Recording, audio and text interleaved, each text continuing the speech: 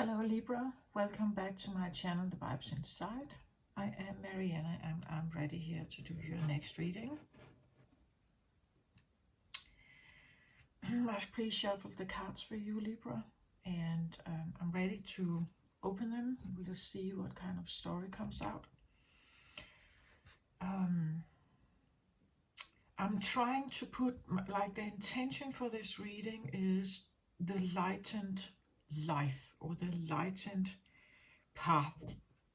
The lightened path, the lightened life, an easier or maybe a more lightweight feeling to something, a more lightweight feeling to life in general. And you're the scales, right, Libra? So, well, you're always juggling something, I feel like.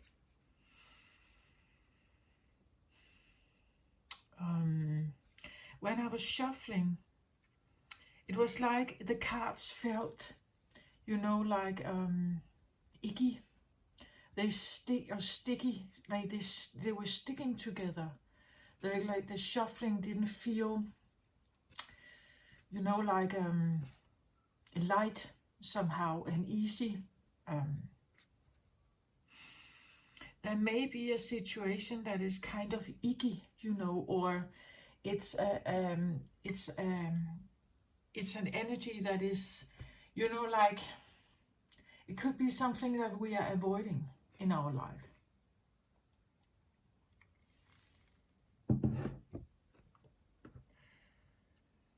And when I have this intention of a more lighter approach or a lighter outcome maybe of this, well, I may touch upon both the icky stuff and then what is maybe the advice here, because it is an advice reading, right? It's all when my intention is the lighter life. It is that there's a choice, right? That you can choose a different way, or you can choose at least become aware of it maybe in your life somehow. So for this round of readings, I was intuitively guided to make a cross. So like a cross here, like that. And the center card is always important. It's a card of great meaning. Maybe it's very apparent in your life right now, something that is, like in your face somehow.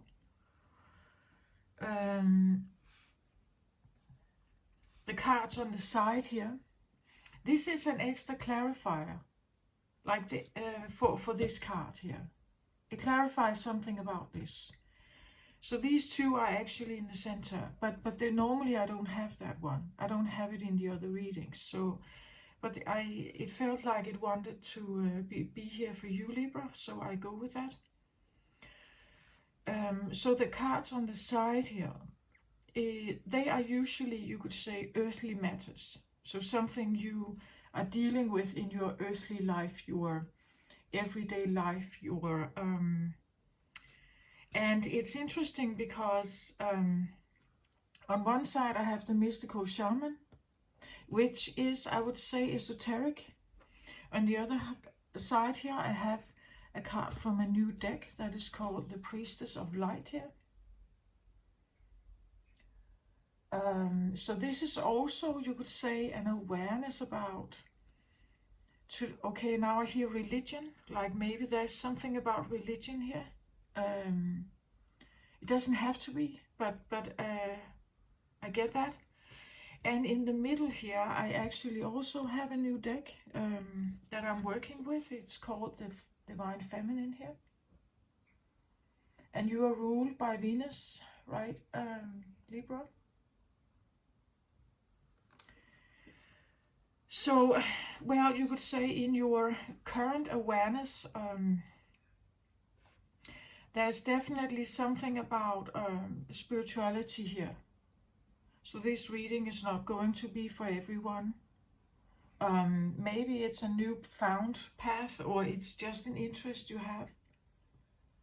This can be more a kind of religious approach. This can be more earthy, like you're tangible, literally tangible.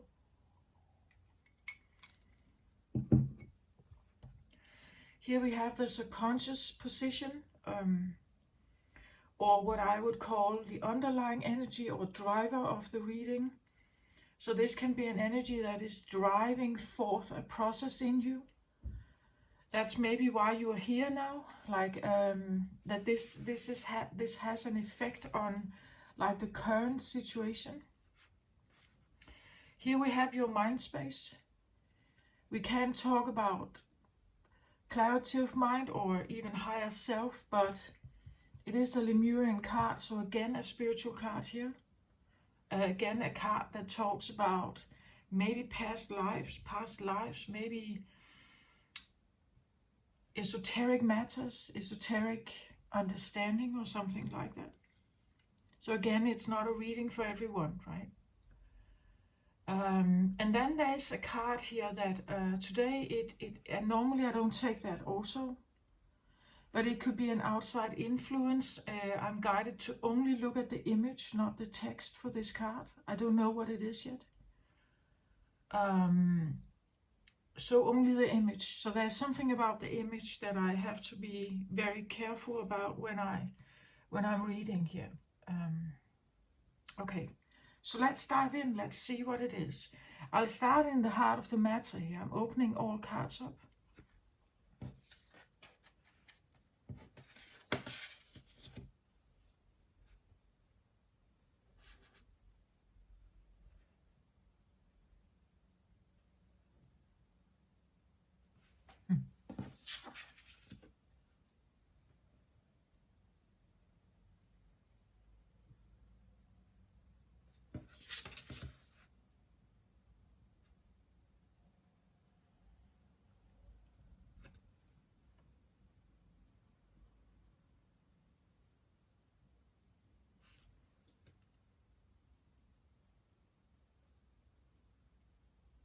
Okay, I just get different messages here from this Bridget card here. This is...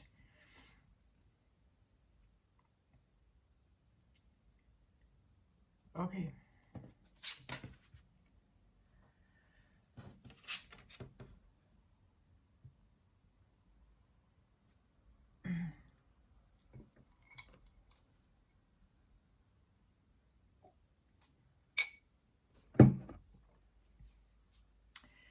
Okay, the cards are open now. I'm going to show you right here. I have, she's called Bridget. Bridget. It says here, the goddess of eternal flame. I am an eternal flame, and each day my light grows brighter.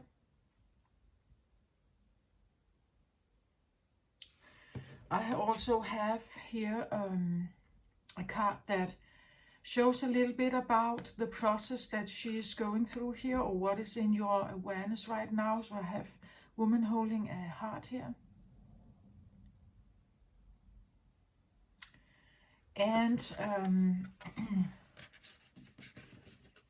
on each side here I have sacred purpose as one of them.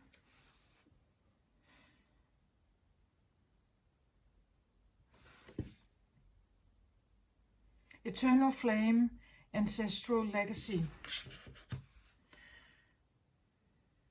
On the other side I have wild woman, it's reversed here.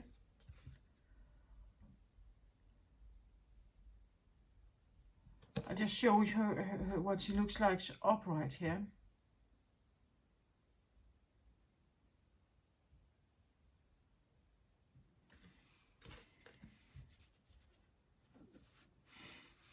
At the bottom here, as your subconscious or driver card, I have the Knight of Wands here.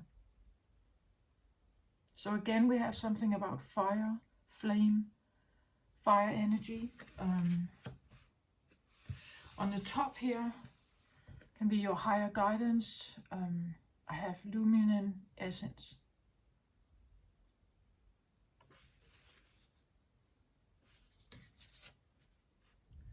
And on the flip side here, we'll have a look at the card here. Oh, this is interesting. I'm not supposed to look at the text. Look at her here. How how bright she is, how white and bright she is here.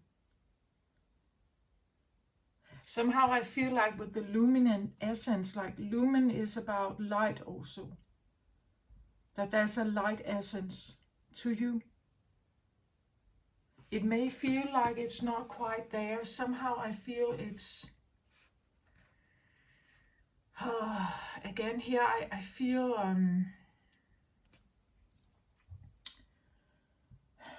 again, I feel I have to draw in this Virgo energy that I was reading about maybe 3 weeks ago or something like that.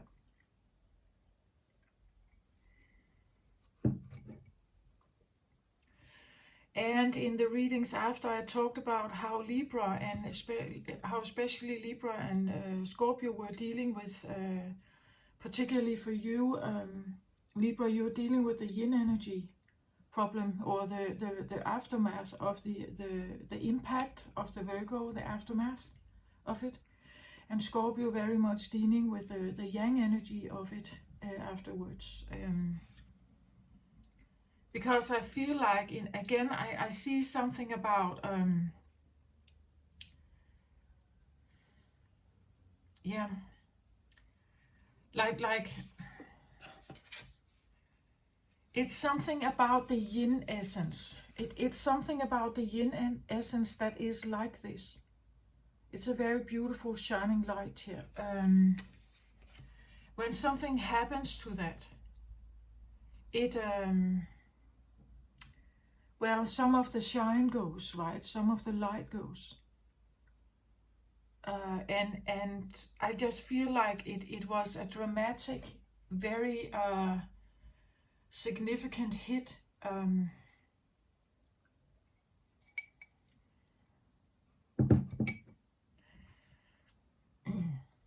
It's like the best way I in short can describe this is,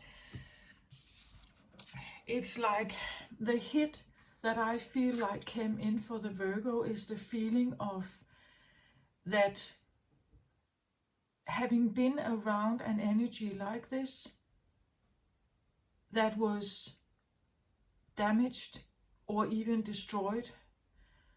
It's a bit like if you have been a devoted disciple of Jesus when he walked the earth. This was him, right? And then he was destroyed.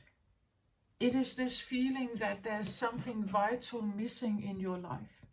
Everything that gave you purpose, everything that felt right, everything that was in your heart, everything you was devoted to suddenly was totally blown off the earth. And what you are doing here is like a process of trying to repair something. You're trying to, you could say, it's because it feels like, again, he rose right after he died and he was crucified. He got resurrected, you could say, and he returned to heaven. So it is this feeling that it's outside you.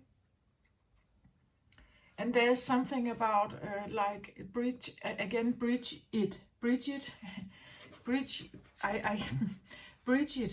here, the name Bridget. First of all, I got Bridget Jones. And Bridget Jones is the character in the movie, right? She's actually quite... she's an interesting character because she's so ruthless. Like she doesn't know what she wants. She's kind of she's a bit clumsy and inappropriate somehow. It's just she does things and says things without thinking. She's very you know, like she gets herself messed up in stuff, and she has a difficult time to like deal with it. Actually, she can come across a bit childish or naive, or like she doesn't know about the world. She knows about the world, but there's things she doesn't know, right? It's Bridget Jones is, but she's a likable character. because somehow we can all relate to her, right? We can all see some of her frustrations and the rootlessness in our current life, right? It's like she's running around, but she really wants some kind of, now I'm using the word containment, but actually I feel like it. It's like it would be nice for her to have someone who could hold her hand, right? Like a steady man, or a steady, like something steady somehow that could kind of ground her again. She feels a bit ungrounded, that could ground her again, right? It's like she's looking for it. She makes herself a lot of, like New Year's resolutions and things like that. She can't keep them. It's like a Venus energy that is just, like she's in her own world, but actually she needs something that can just, like keep the fort for her somehow. And that's why Mr. Darcy is actually a good good match for her, right? Because he can do that. Like he has this solid, almost boring, orderly calmness to him, right? And that is a match to her more flexible, a bit chaotic, ungrounded,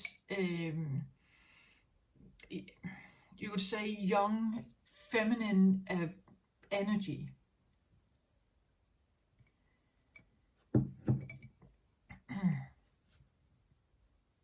But there is also an enthusiasm to her, right? There's a kind of a flame that even when she was put in this prison in Thailand for smuggling some kind of drug, she somehow made them all the other Thai women in this prison there, sitting there with long, long sentences.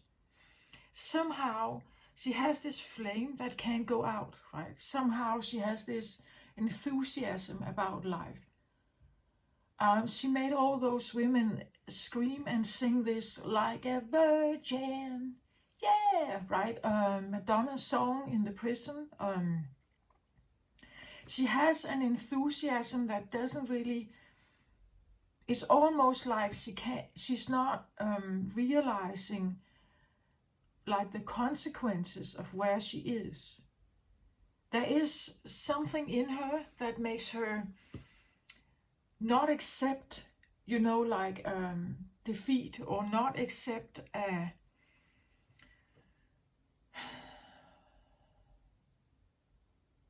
not accept defeat, not accept despair also. I feel like she's not, she doesn't know despair.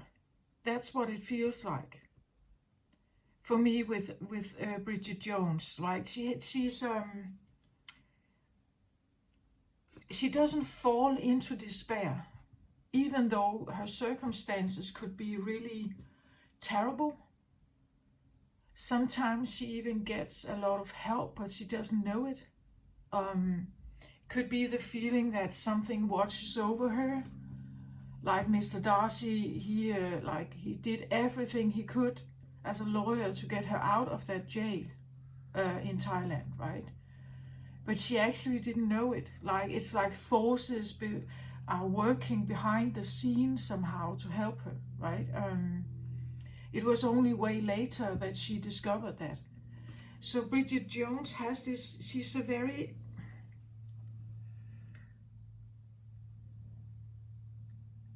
there is, you could say, there is a sense of eternal flame in her.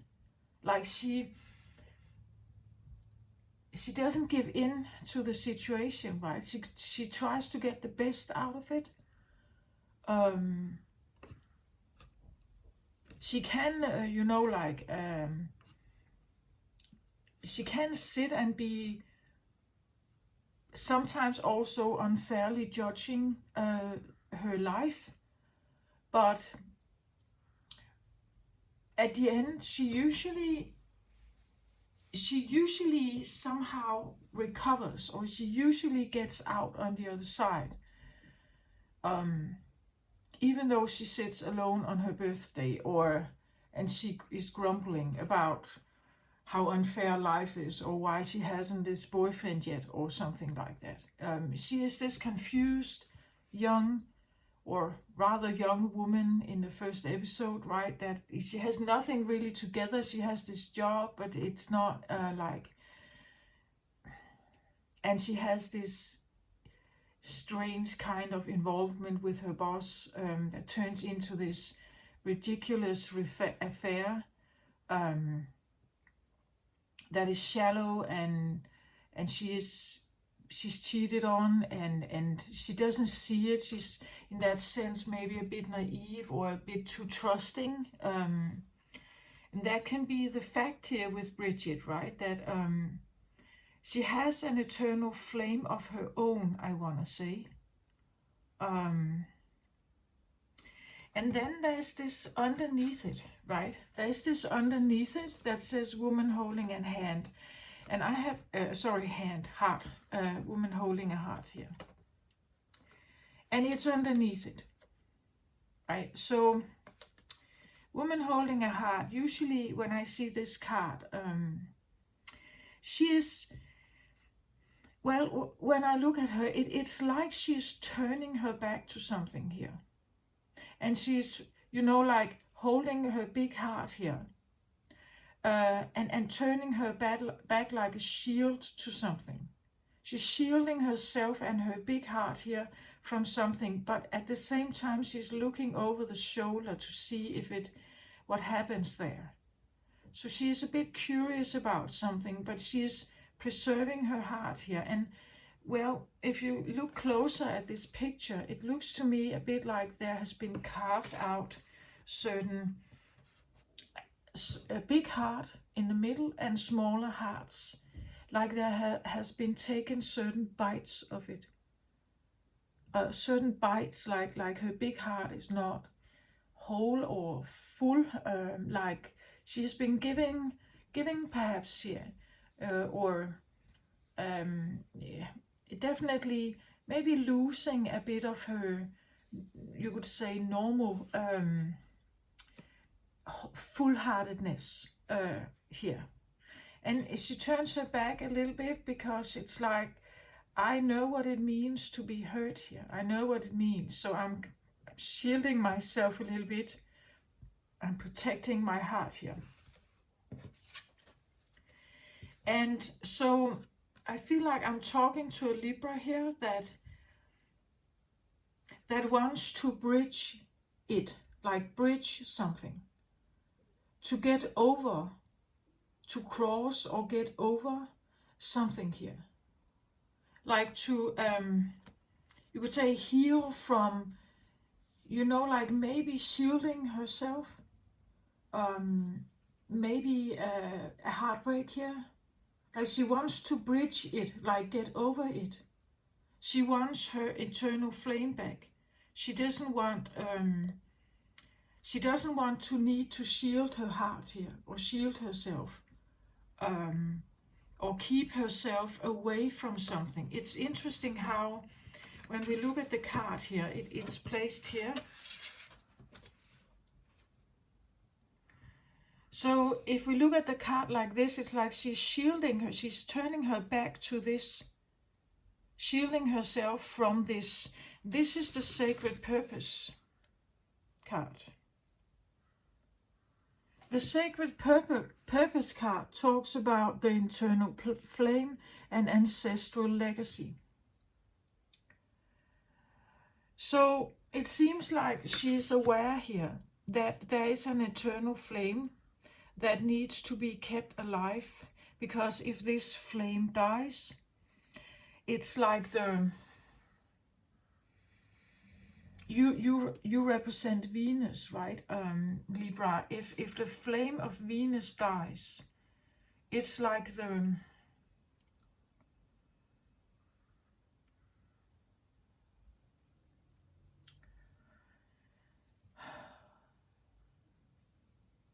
it's like a certain inner glow dies. It's the very thing that gets you going that dies, right? It's the very thing that people recognize you by. So this can be your passion, what you fight for, right? This can be your, I feel like the internal yin flame or Venus flame is,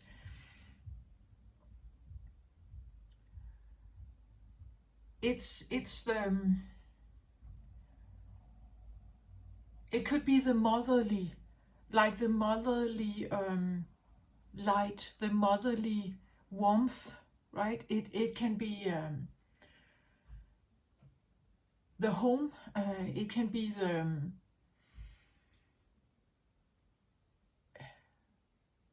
like a survival, a survival flame. You know, like as I said with Bridget Jones, like she doesn't really give up, right? It's like this.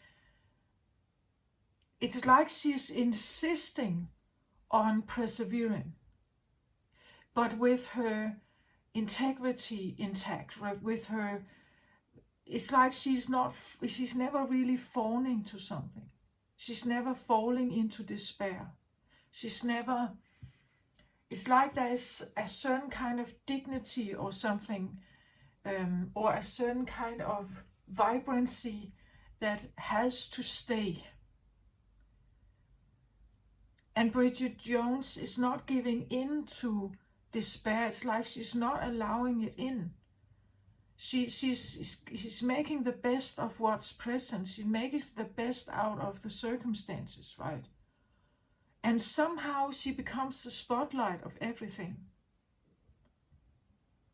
Even though some of the things she says is maybe a bit clumsy or inappropriate, or how she shows up is, like reactive. She's judgmental maybe, or she's jealous, or but she's human, right? That's one of her like very adorable characteristics, is that she's very human, but almost I feel like a bit like a child sometimes, right? That we relate to her a bit like a child.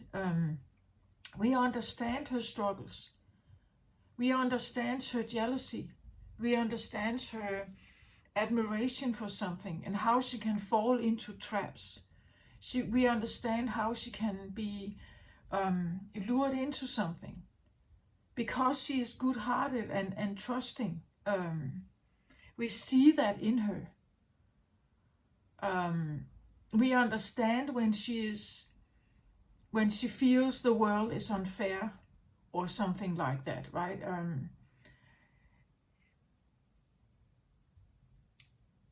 We feel her.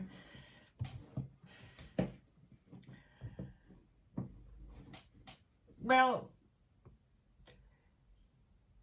we feel with her when she is judged by her parents, or how her parents, especially the mother, is trying to set her up, right? We relate to, she's very relatable somehow, right? And at the same time, she is exactly some of the characteristics that we may all try to hide in ourselves, right? Because she is a bit clumsy. She is like no good cook, right? She's spontaneous and impulsive. She doesn't think before she speaks. She's too jealous sometimes, or she shows up in the wrong clothes, or messy or something. She's something that we want to avoid, but at the same time she's very relatable. So, some of her is in us somehow, right? We understand her because some of her is actually also maybe a part of ourselves sometimes.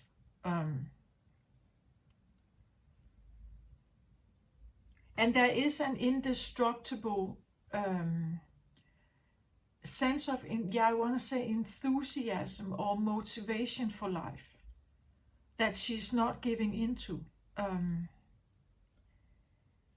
It feels a little bit like if there has been a problem here with a broken heart, or that you have been in a mode of sheltering your heart here. It's like the advice for a lighter life is to bridge it, is to become your Bridget here, like own the fact that you are Bridget Jones. From time to time you are Bridget Jones, but that's part of my flame. Right? Part of my flame is my clumsiness. Part of my flame is my indecisiveness. That is my creative chaos. That is what the feminine also is. She feels a lot. She's passionate about many things in her life. She owns that. She doesn't hide anything. She's very actually quite honest, right? She is. She tries to, you could say, like she tries to behave right in certain of like social settings, but she always comes across a bit, well, too much or out of order or out of, like perfectionism. She's a bit socially awkward, but at the same time, we kind of love her anyway, right? We love her imperfection. We love that she's, and we forgive her, right? We forgive her for her quirkiness or her quirks somehow.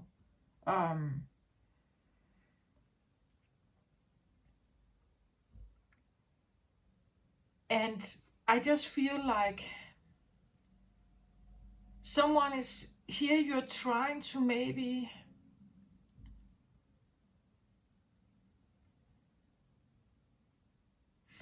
there's something about bridging as coming from one point to another. So coming from a place where you're maybe sheltering yourself after maybe a heartbreak, or like after a hit here, as I talked about in the Virgo reading, that something vital was kind of ruined, something was, but trying to overcome it, right? Trying to overcome it and reconnect with this eternal flame in you, reconnect with the enthusiasm, reconnect with life joy, reconnect with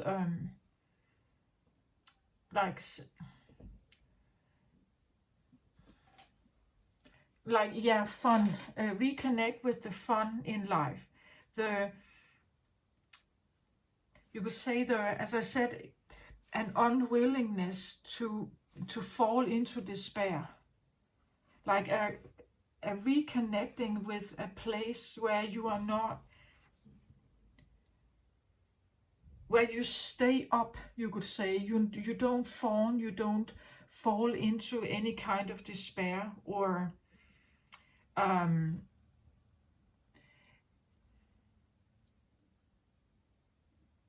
there's also something about, like, Bridget has a way of, like, she very strongly feels when she's treated unequally.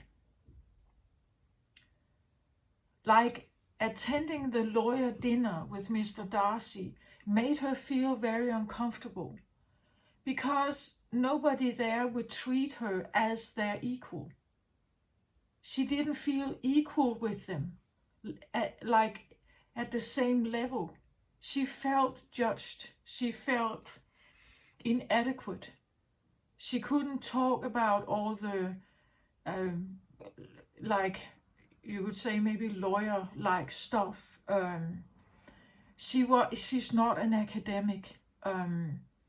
So she feels very strongly when she is in a place that is not her backyard, you could say.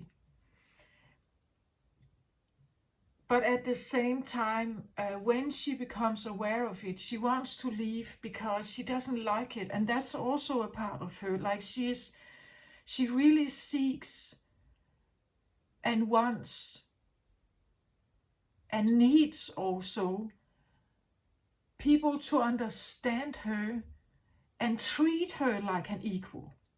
Mr. Darcy, though he has an academic background and he has this lawyer job, and he is in court and everything, maybe a high prestige job, he earns a lot of money and so on. Like, Bridget has a way of not allowing herself to be judged, I feel like. She can't deal with being judged by, or like, that people are treating her as less than them. She insists on being who she is, right? She insists on her chaos, you could say, her messiness somehow. She insists on it, and either you like it or you don't, right? But she won't let herself be treated as if she is like wrong somehow, that she's a wrong person. She can definitely feel it when she is in a place where people see her like that, but that's not her backyard. She would get out of that place. And even though she has this messiness about her, Mr. Darcy falls in love with her, right? He loves that about her, because he's not like that at all. He's very orderly, and everything is very systematic and neat and clean and like polished. And she is everything that's not that. Like, she's this messy, incoherent personality, and he gets attracted to that, like the opposites attract, right? Somehow I actually think that she can benefit from his more orderly and calm presence. The calm presence actually makes her relax, but he can't take her to the lawyer dinner, right? Because not all the other lawyers see him or see her as Mr. Darcy does. They would maybe judge her, and she doesn't like that. So she's somehow, in her quirky messiness, also insisting on not being judged for who she is, not being judged for being messy, perhaps, not being judged for being unorderly somehow. It's how she is, and it's like either you like that or you don't, right? And if you don't, she's not dealing with you then, right? She's not. It's like it's not. In that way, she definitely has certain boundaries. She doesn't want to fit in at the lawyer's dinner. Like, it makes her feel very uncomfortable, and she feels off in that place, right? At home in her pajamas, that's much better for her, right? It's part of her personality, and she's insisting on that. It's like, and that I actually feel like is the eternal flame of the yin, of the messy, chaotic yin. She's a very good example of you could say the chaotic or always movable yin energy. Right? It goes where it wants to go. It's fluid, it's organic, it's moving. It's not very stagnant and orderly. It's actually, it would go around that if it could. And that's what she's doing. If she can, she's doing that. She's avoiding the things that feels oppressive to her somehow. And that's exactly what her eternal flame is. It's like, I'm like this take me or leave it, like take it or leave it, right? I am this. Don't try to make me into something I'm not. I lose my flame, right? I lose my particular essence. I lose my particular essence if you are trying to put me into a box or make me different. I must not be made different. This is an innateness of the yin energy, that it has to be like that. Like it can't breathe. If you are trying to put it into a box here, it can't breathe. Like it has to have this messiness around it.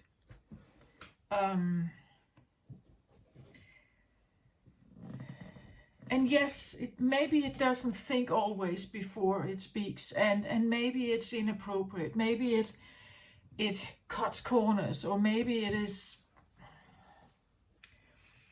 it laughs too loud, or things like that. Yeah, maybe it does that, but that's part of the eternal flame here.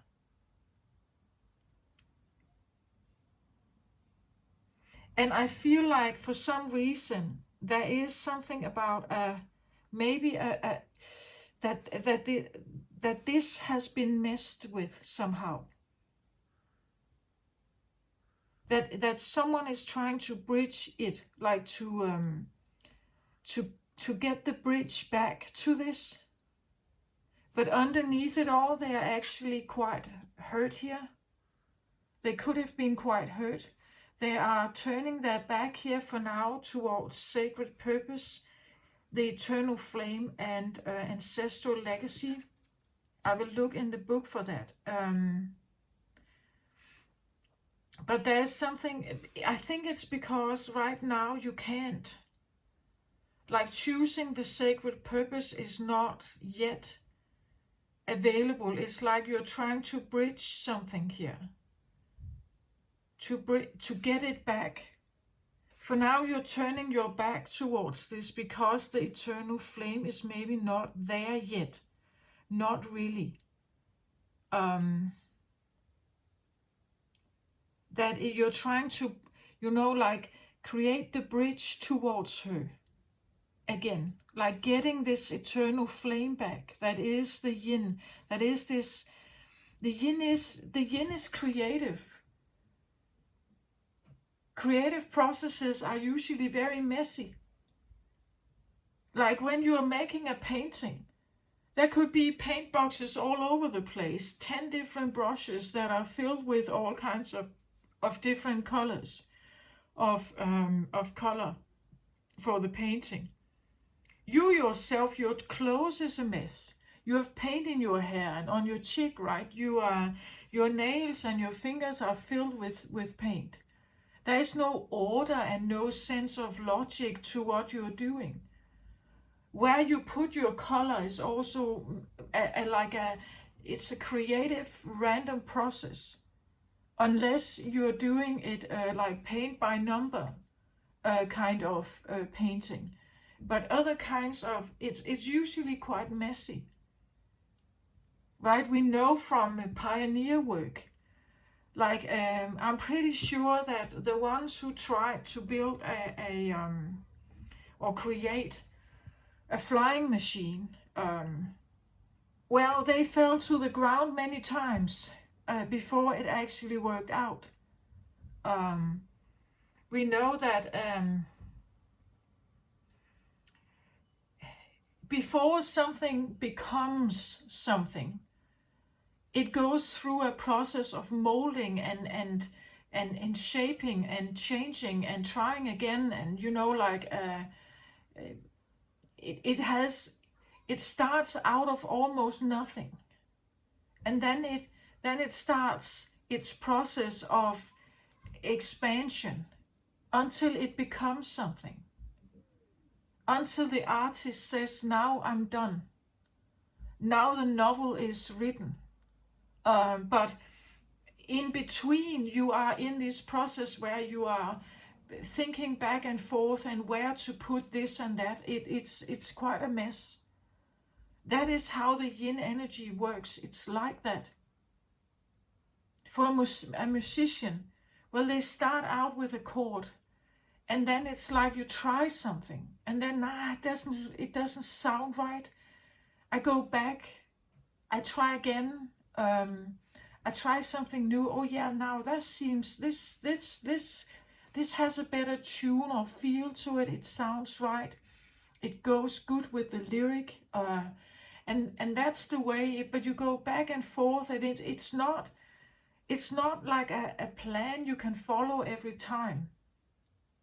It's intuitive. It goes by gut feeling. It has to like have a certain ring to it or tune to it or feel to it. It's just, it's something like that. That is what she is. You could say that Bridget Jones is a work in progress. She's constantly a work in progress. She doesn't know where she's going. She's rootless, as I said. It's like there is nothing that really guides her. Like she's just trying something out somehow. That is her environment. That's what she has to be able to breathe and like swim where she wants to swim, right? That's how she is. You can't lock her in a box. Like it's not her. She will change then, I think. Over time, she would change. She would try to keep her spirit up, of course. But if Bridget was left in this Thai prison for 20 years, I'm not sure she would be the same when she got out. That would have killed her spirit here, her flame. Her spirit is messy, you could say, and incoherent, and one day this and one day the other, and again, she has her resolutions. She has even written them down. She just can't stick to them. That's typical yin energy, right? It doesn't go by order, and order doesn't work for the yin. That's yang energy.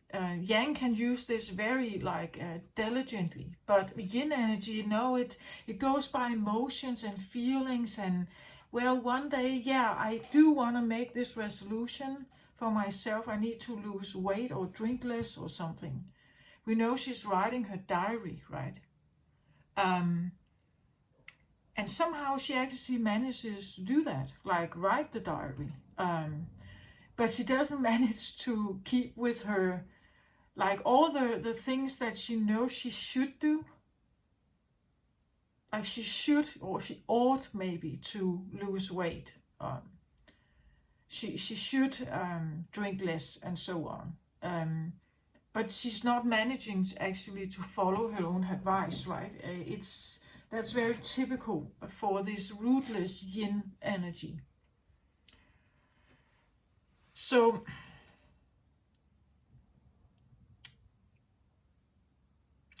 bridging something here, trying to get this eternal flame back of who am I really? I feel like you should think about Bridget Jones a little bit. I'm not saying you should become her, but she's actually a very good example. This was when I saw the Bridget, like that's what the first one I thought about, Bridget Jones. And her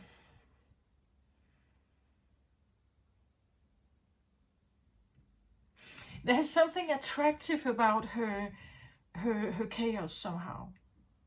That she's not perfect, she's very imperfect. And she has these mood swings, right? That go up and down and everything, and she can be quite a mess, but we forgive her, right? It's she's this perfect example of imperfection, right?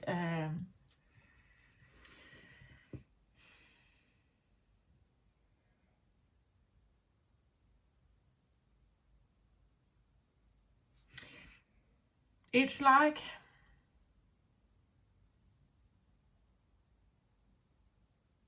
She's turning her back here to this card that says sacred purpose, eternal flame, and ancestral legacy. Somehow she comes across as a statue for me here. So not moving. She is like a statue made of clay, right?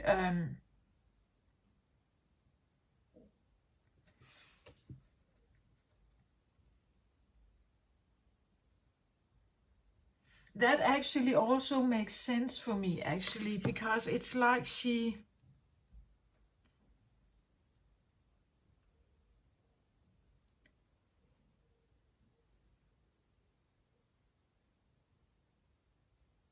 I think that when I read from the book, I would get something quite different. But what I get here, it's like, it's something about she's turning her back here to being set in stone. Does that make sense? Like her behavior should be set in stone? That she would always look like that? That she would always be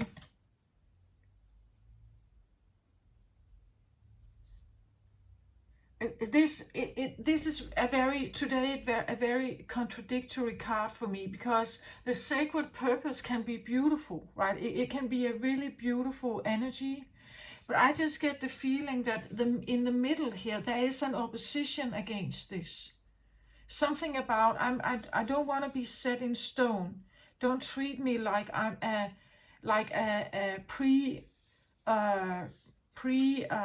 done figure. If you set me in a box, you could say, of being a predefined figure, it's going to kill me, right? I'm going to lose all my vitality here. Don't make me into a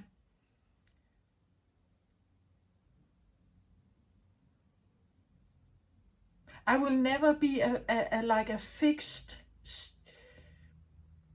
personality. Something like that. I can't be a fixed personality that always looks like this. That is always. It's like in the movie, actually. I don't recall her name, but there was this very beautiful lawyer friend that Mr. Darcy has, and he works with her a lot. Like long, beautiful legs, slim, very attractive, beautiful smile. And she's always appropriate. She's a lawyer too, right? She's always appropriate. She has a beautiful smile. She's kind. She's very friendly. She's very attractive. They go skiing. I remember they go skiing. And Bridget goes along, even though she doesn't know anything about skiing, because she's jealous, right? She's jealous of this young lawyer. What Bridget doesn't know is that this young lawyer, she is actually a lesbian. She's not interested in Mr. Darcy, but she's very beautiful to look at, right? She has a very beautiful appearance. And it would be normal to get jealous over someone like that who spends a lot of time with her boyfriend, Mr. Darcy. But it's like, that's actually what she's saying. I don't want to be like, I can't be compared with someone like that, because she's perfect. In Bridget's eyes, this young woman is perfect. No matter what she does, even in skiing outfit, she looks perfect. She acts perfect. She's perfectly skiing. Like she's like a perfect specimen, right? And it makes Bridget feel uncomfortable, because she's comparing herself to her, and that's exactly it. It's like, I can't be this, like this perfectness. Like if you are trying to make me into like a perfect being, like a sacred being, it will turn me into stone here. I will lose my eternal flame, actually. I will become gray. I will become a shadow of myself. This is not me, right? This will take all the life force out of me if you are putting me into a certain box. So, and then it depends on, but what does it mean? Is this something that has been sacred purpose? Normally I would see this as, but that is exactly the opposite of what I just described. The sacred purpose is something that you choose because it feels right for you, not something that is opposed upon you. This feels, today it comes across as something that is opposed upon you. That's why she turns her back here. Because it's threatening her eternal flame. She can't go with something that is very put in a box here. Like, so today it's almost like everything that is talked about being sacred is heard differently in your ears. Like when people talk about something sacred, you feel that it's something that is put upon you. Like because you are a woman, you have to have motherly qualities, but not all women do, right? It's like putting a sacredness upon you, but it doesn't fit you, right?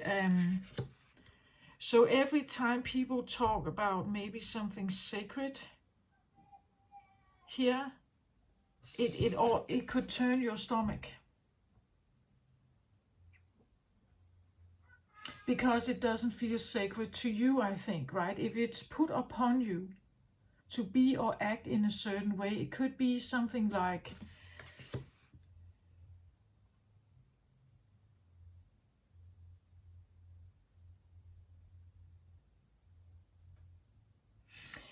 I'm just giving an example here. It could be something like,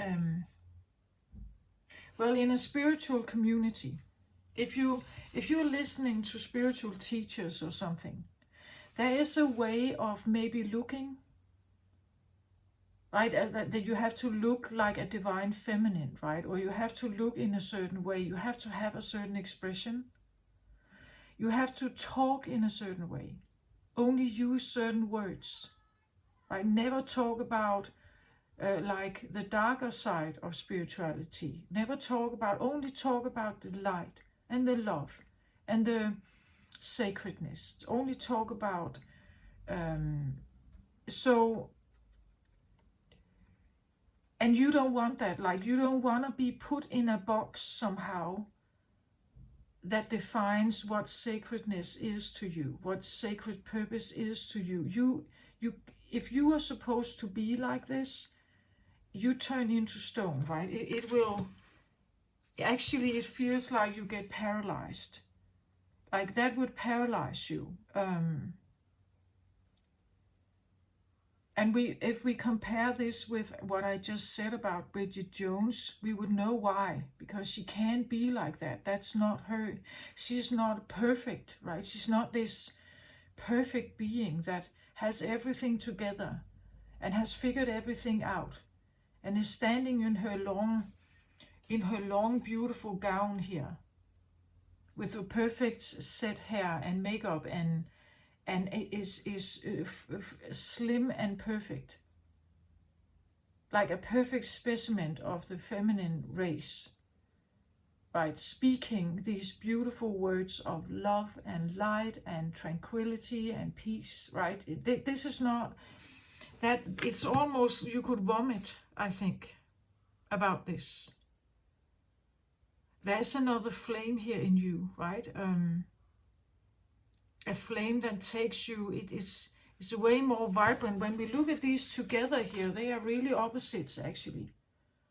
Like this is very set in stone, as I said, very boxed in, very and it's not to say that it can't be beautiful, but it's one way of being, and this one is very different. Like she is, as I said, she's like Bridget Jones, imperfect. She doesn't have these qualities. Like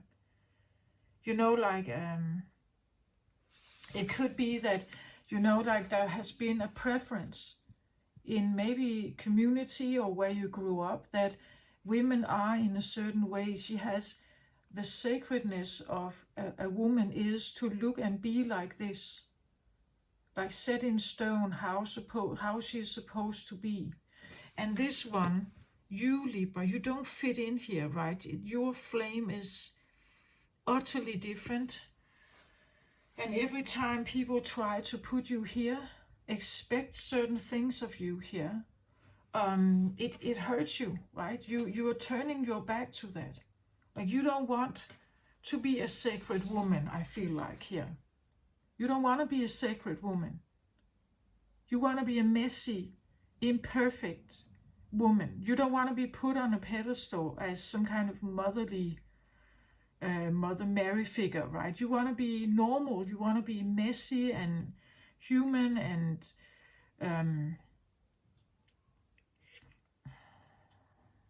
yeah.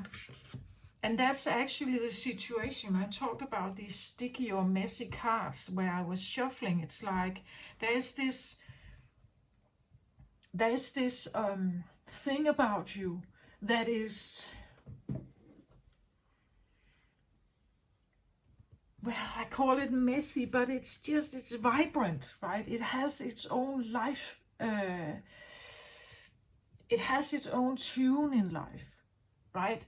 The wild woman here is reversed, right? This again, this idea that in society, wild women are not appreciated, right? Wild chaos is not appreciated. It's like we want it to be contained somehow. We want to put a lid over it. We all learn to somehow, as women, I believe, we all learn to somehow put a little bit of our chaos into a box. With the clothes we wear, with how we behave, how we sit, how we talk, the tune of voice, and so on. That it's the wild chaos of the wild woman here is not liked, right? We're supposed to keep it in somehow. We're supposed to keep it under lock. So this is around you, right? First of all, to keep it under lock, to hide the wildness in you.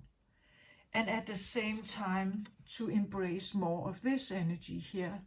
And you are in this process of definitely denying or turning your back to this. Bridging, like you want to bridge or get your way back to her here. Knowing that, yeah, she may be wild or untamed or messy. And I know it's not liked.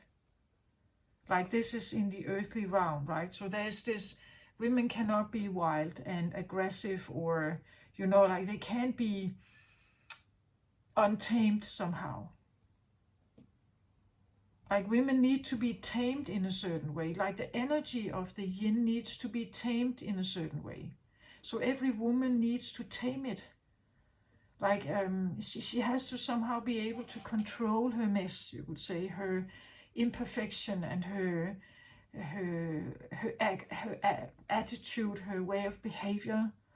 That somehow from being wild and very chaotic and something, it has to be tamed to a certain level, so that you can present more like this. Here we have a more tamed version of the feminine, a much more tamed version of the feminine.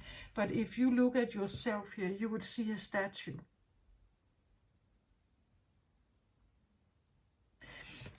It says ancestral legacy, yeah.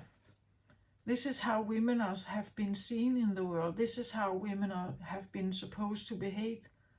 Very tamed, very under lock, very grey, very, you would say, it could even be something like not, beautiful, how can I say that? Appropriate here, but never stand out. Like never become too beautiful either, right? Never become too, you have to have this, a certain invisibility to you, right? Never really stand out much, right? Because if you stand out much, you are now in competition with the men, or you get a lot of attention that maybe you don't want, right? You know, like sexual attention or something. It's inappropriate attention.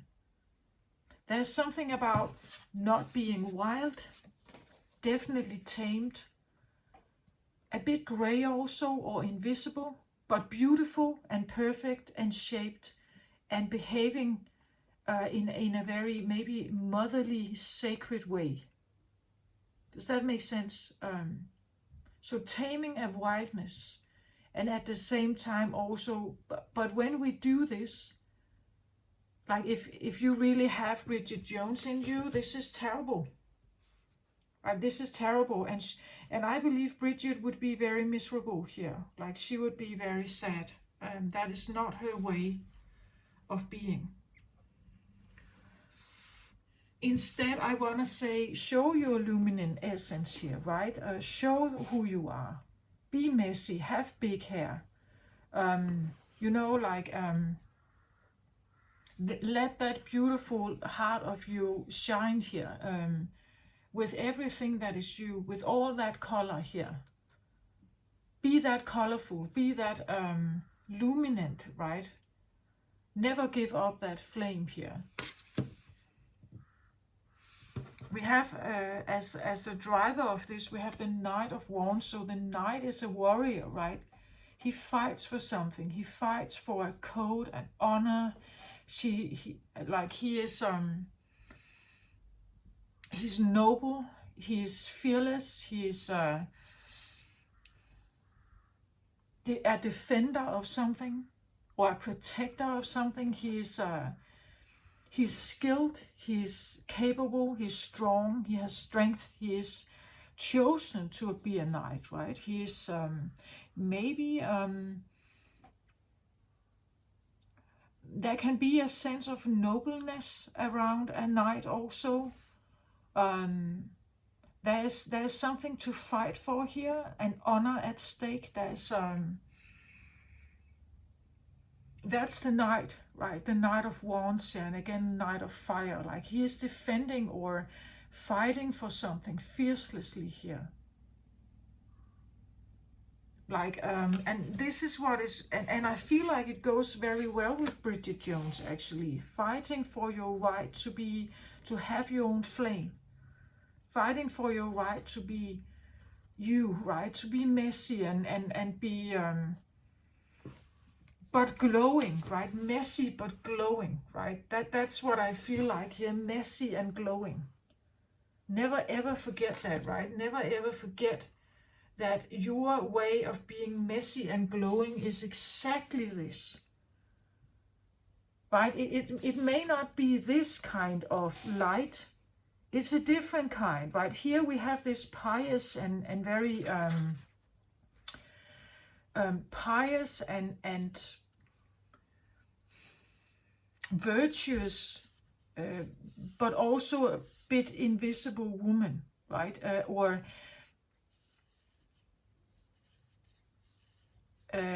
secondary woman.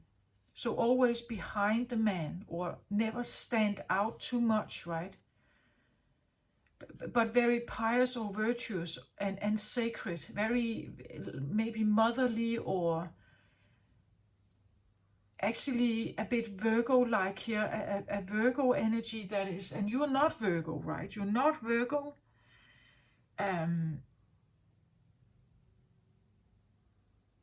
For you, I actually feel like Virgo energy is kind of obsolete.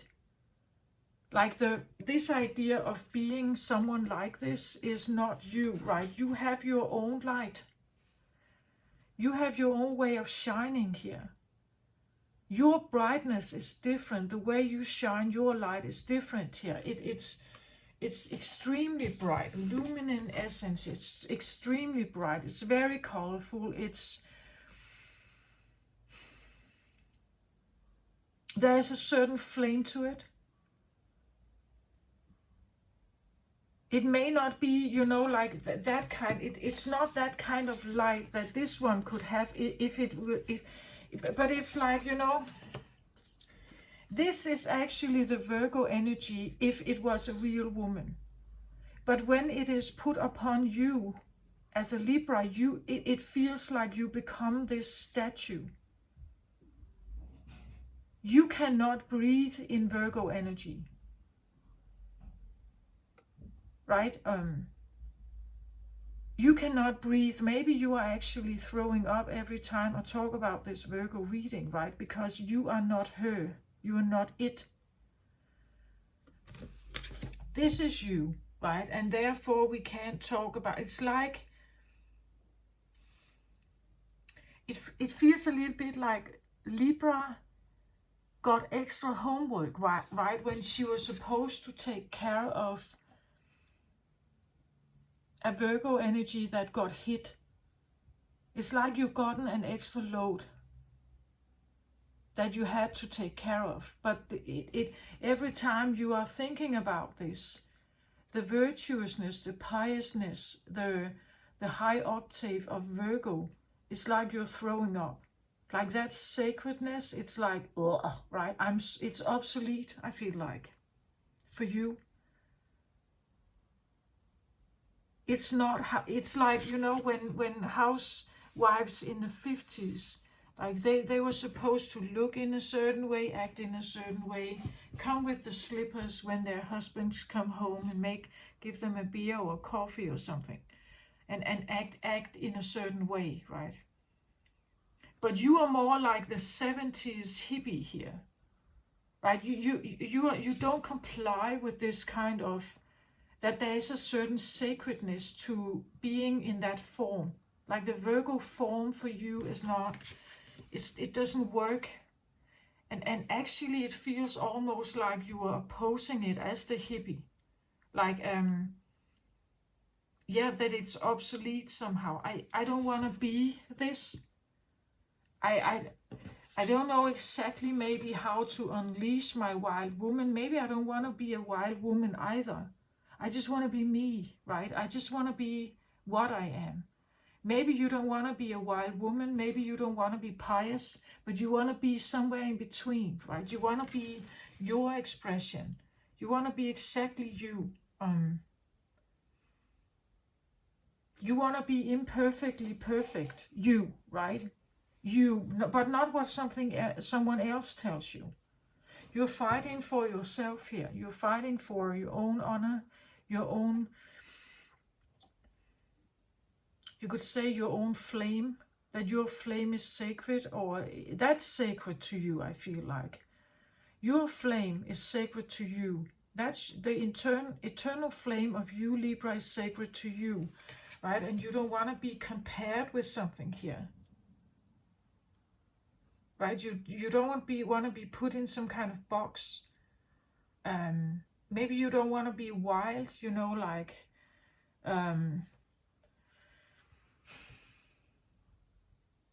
really running wild with wolves, you know, or it's not like that necessarily, but you also don't want to be put in this pious, virtuous box here, and where people have certain expectations to you being like this, and also a kind of invisible.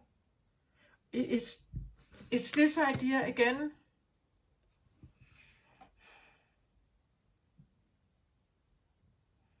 There is a very beautiful and amazing glow to Virgo energy if it comes in the sense of as the Jesus energy.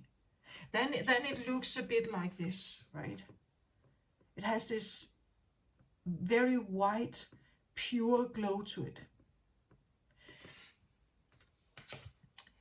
But like walking in this light is like you really have to be it, right? You really have to be it to walk in it.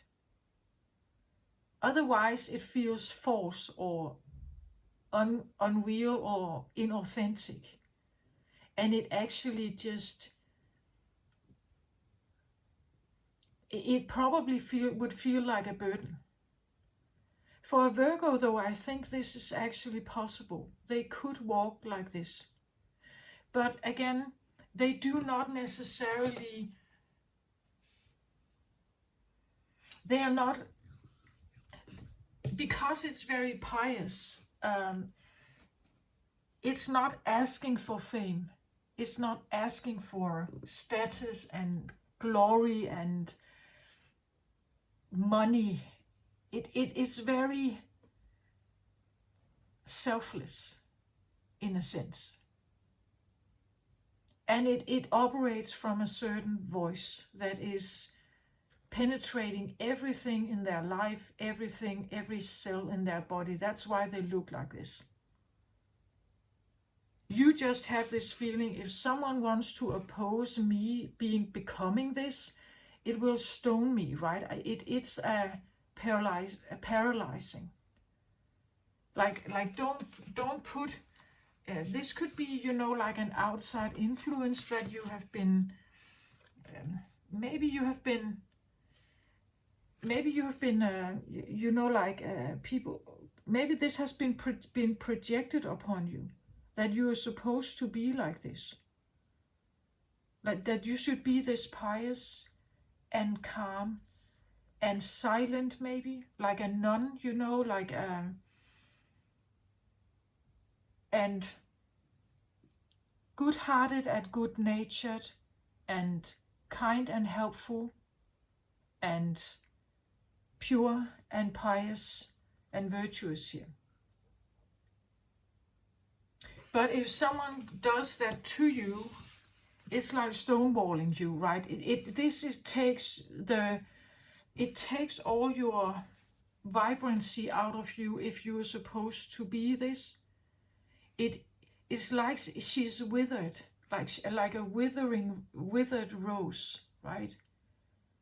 Like putting this upon you, like projecting something like this upon you, it's like a withering. Then she becomes gray and stonewalled somehow here. She's like a withering flower. So it feels a little bit like you're turning your back to everyone who tries to put you in the pious box, right? Every time. And it could be, like ancestral here, that this has been a projection that has been in the family, that the women should be like this somehow, right? Or there is this tone in the family that this is how we are supposed to be, this is how we are supposed to act, this is how we are supposed to look, like maybe with clothes and something. And for you, it feels like you can't breathe. There's nothing sacred for you about this. It feels oppressive, I think. And you're withering here. Or feeling it's like you can't move. You are paralyzed. It's a paralyzing feeling here. Because your flame is so much more vibrant. Your flame is, your flame is wild and messy and inappropriate and emotional and impulsive, and it would seem like it's chaotic, where this is very controlled,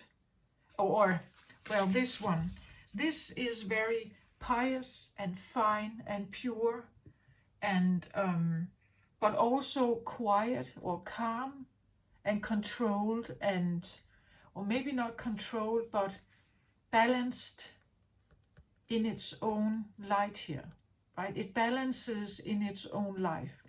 It's very peaceful.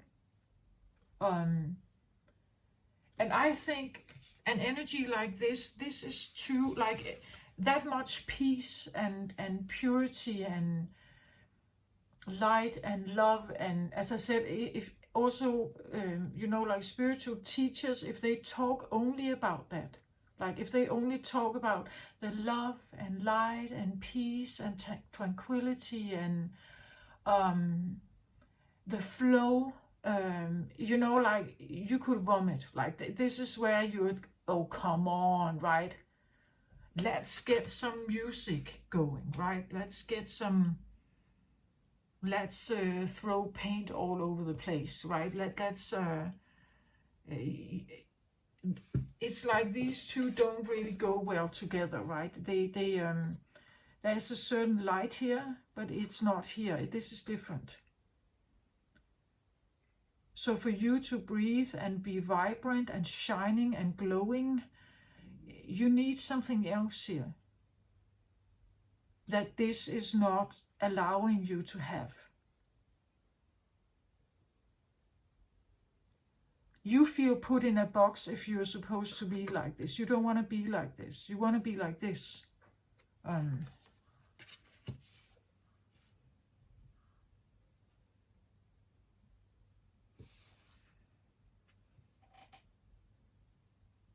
Like you are Bridget Jones, you're not Mother Mary, right? That's kind of the, or a nun. You're not a nun here, or like this. And you're turning your back to it because you don't feel that there's any sacred with this. Not for you, right? Not for you. Maybe you understand for the Virgo, right? Maybe you understand that for the Virgo, this is sacred purpose. But for you, it's not. For you, it's limiting you. I actually feel like you are drained by this. You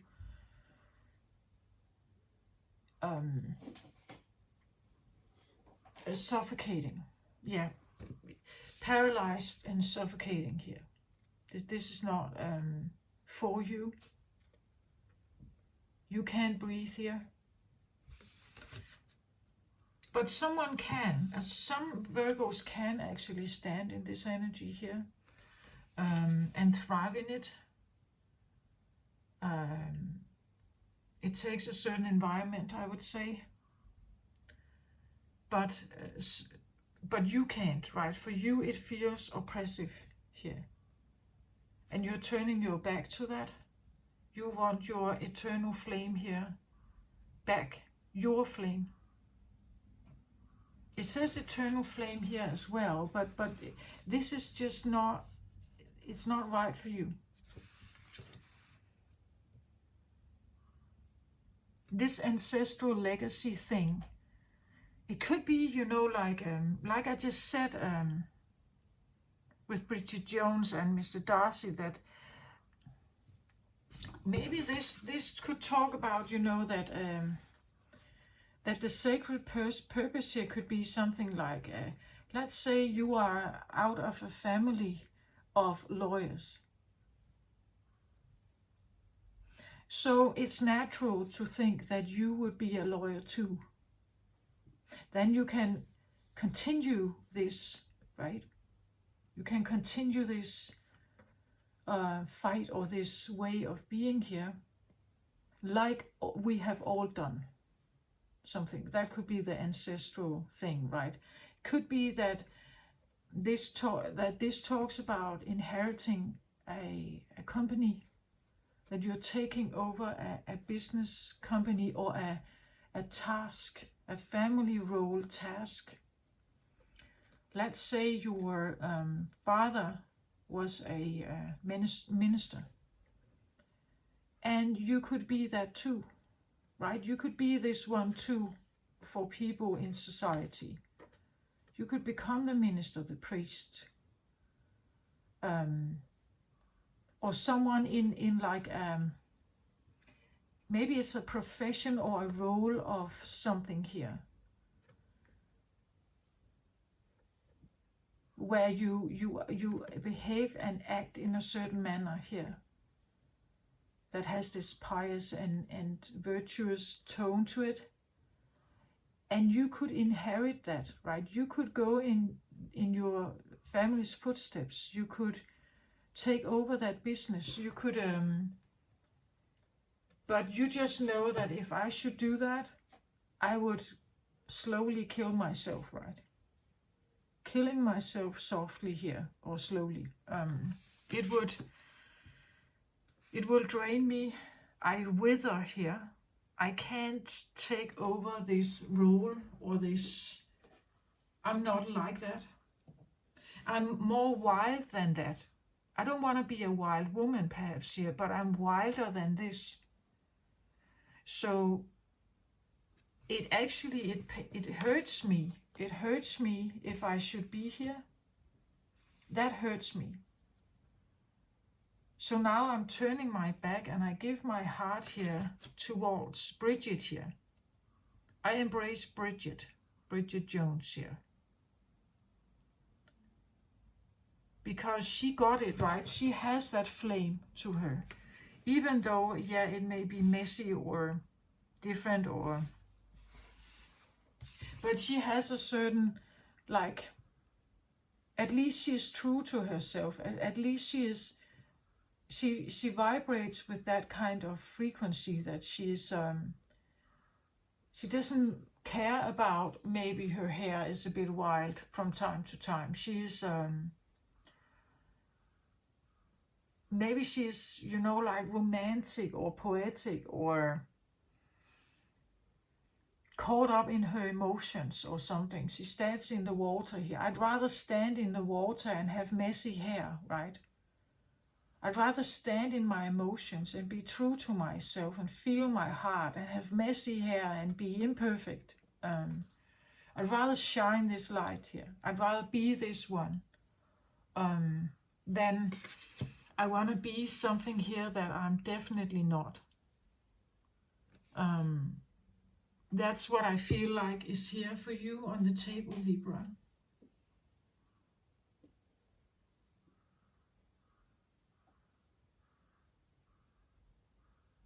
And I will stop talking about Virgo energy. It's just, it was very present and it just feels like someone really wants to bridge that. Like it's time to bridge that, to get away from this, or away from this pious projection here. Away from this pious projection, because it's actually draining me. It has nothing to do with me. Like what my parents did or ancestors did, well, that's up to them. I need something else. I can't breathe here. I'm drained here. I die here if I must stay here, right? It's not sacred to me. I need to find my own sacred purpose, right? I need to find my own way of being, my own way of acting.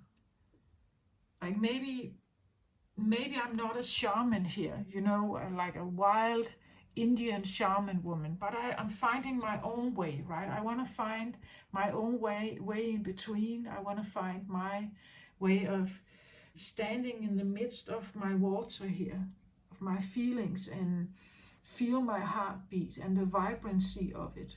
I want to feel the wind in my hair. I want to, and the rain on my body. I want to have wild blue hair, or, you know, and walk in my orange high heels. You know, it's something like that. It's, I don't want to be this like boxed in version of myself. I'm much more than that. I want to be enthusiastic about my life. I don't want to be invisible or gray here. I want to breathe freely. I want to be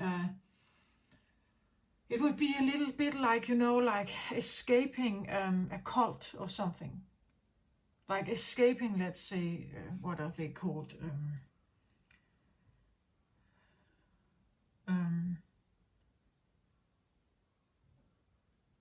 You know, like against, what are they called? There are these family systems that live in as again obsolete, what are they called now?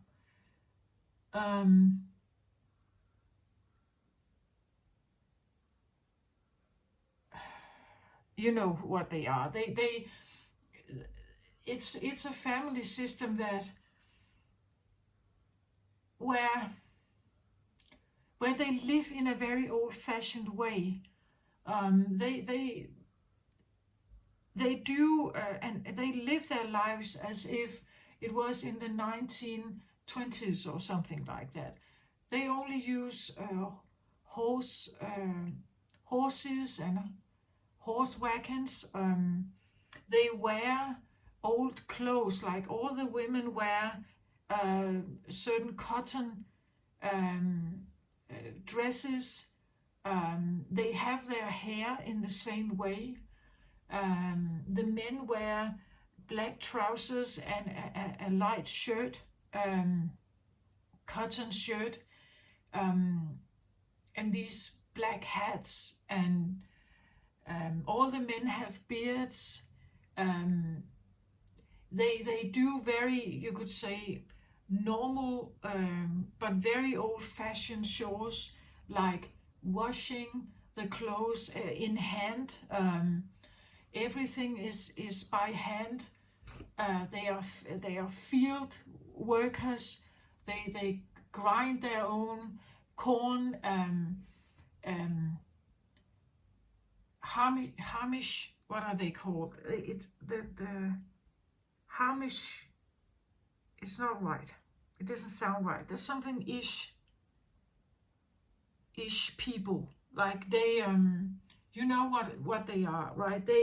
We have seen them in television, and if you want to get out of that kind of family system, it's like there is no television, there's no radio, no phones, like maybe only the elderlies the elderly men in the community have a phone. Usually their environment is their, like their field, the ground that they own is there's a fence around it. You can't just get out, and you are also not prepared to get out because you don't learn about the outside world. The things you may learn, you do, I believe they do learn to write and read, but they don't read like newspapers of the world. They don't have television, they don't have internet, they don't have phones. They live this rather isolated, you could say, an isolated existence away from normal, or what we could say, yeah, I would say normal life, perhaps, depending on where you are from in the world, of course. But Hamish, what are they called? You know what I mean. It could be any kind of feeling of being, coming from it could be anything, right? Maybe you grew up in a religious, a Catholic family, very Catholic or Orthodox Catholic family, and there are certain ways of being pious, right? There are certain ways of being in service, there are certain ways of behaving, there are certain rituals, there are certain communions, there are all kinds of stuff that goes with that kind of existence, right? With this kind of existence, and it's not right for you, right? Amish people, the Amish people, right? That's it. The Amish people, they live this isolated life where there's only one way of being right. Like there's only one way of doing right and being right and behaving right, something like that, right? Then the men have certain very, very distinct roles in the environment, in the society they have, and women have another one, and children have another one. So it's very lined up. It's very, and there is a certain way of being, and it feels, whatever it is for you here. I'm not saying you're Amish, right? It's just an example. But you see the point of it, that getting out of an Amish society and into a Western civilized world where you have internet and uh, music everywhere, and there's all kinds of expressions, all kinds of different hairstyles and fashion style. That must be quite a bridge to breach, right? That must be quite an opening of eyes. And the vibrancy, all the choices, and all the abilities that are here, right? I'm not saying it's necessarily like that, but it feels like that. It feels like something is very obsolete here. Feels very obsolete. It feels outdated. It feels old-fashioned. It feels like it's definitely not you. Maybe it's not old-fashioned, but it's not you, right? It's outdated for you. This is an existence that it is outdated of you, and the color also tells us it's gray, it's non-vibrant, it's dull, it's boring, it's not you, right? It's a bit like in the Divergent film, right? When the main character she grows up with one of these groups that are actually quite pious. They're very they don't they are into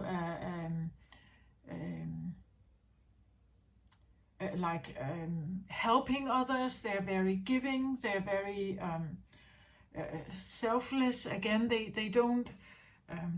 It's all about being. Yeah, it's actually all about being a bit like this, right? Serving the community, serving the poor. They have like these very dull clothing. They don't care about that, right? They they don't care about appearance. They don't wear makeup. They don't do anything that is very personalized. They all look the same. And she can. It's just like she doesn't feel like she fits in there.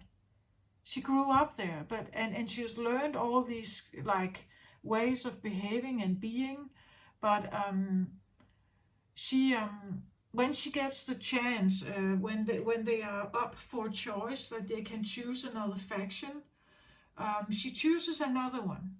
She chooses a very bold, you could say, a more rebellious kind of group that needs to be brave and fight and everything, and she. She chooses that. She's not well prepared. Like she doesn't have like the physical strength for it. She's not used to running. She's not used to fighting. She's not used to defending herself. But she's learning, right? Um, and that's what I feel like is here. It's like bridging something from one kind of existence that's actually been hurting you here, draining you a lot, towards, you could say, a Bridget Jones here, right? Or a maybe not like a full wild woman, but definitely becoming more interested in her. Right over here, we have no interest in a wild woman. Here we have a more interest in a wild woman, but in a maybe not full-blown way, right? Maybe not. Like standing in Central Park with my breasts out and yellow hair and yeah, like it's not exactly like that. It's more like becoming acquainted with some of her energy here, but doing it in a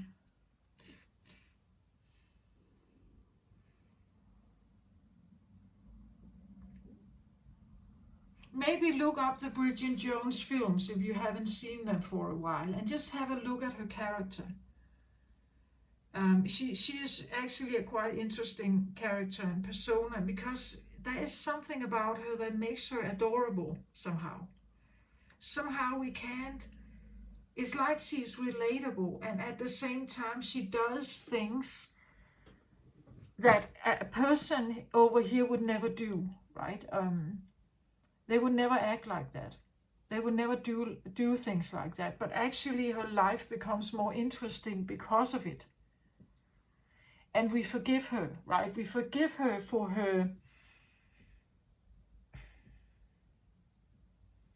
naivety. We forgive her for her jealousy and her inappropriateness somehow, right? She's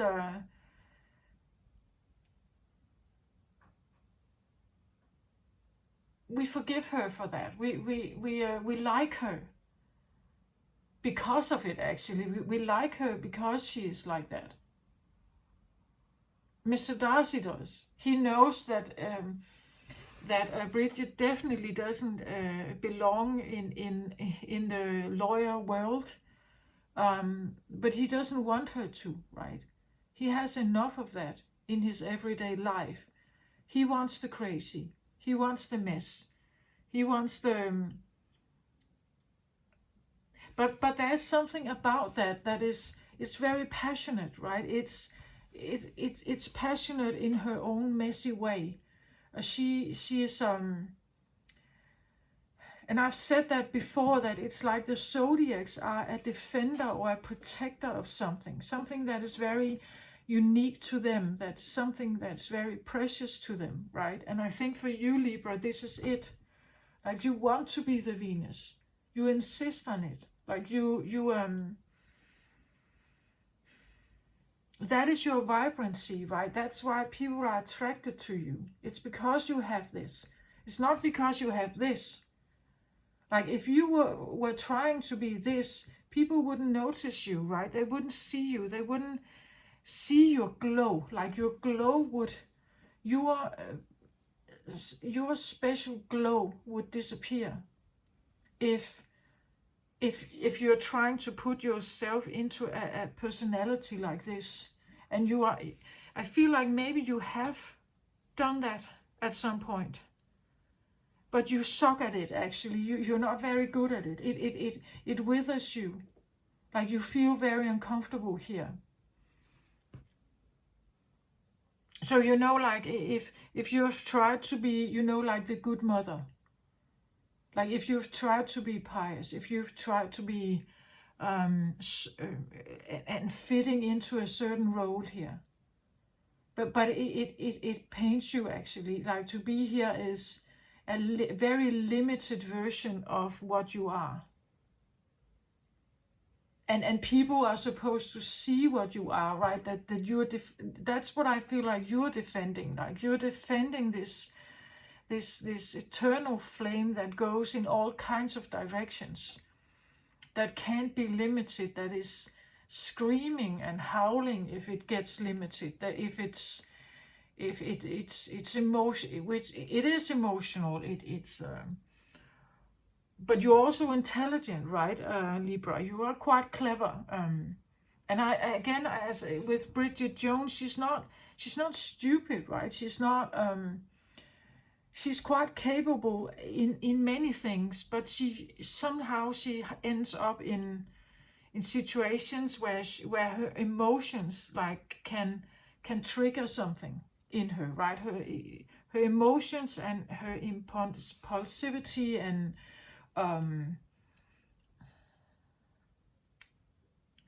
well, sometimes her confidence and things, it all gets messed up somehow for her.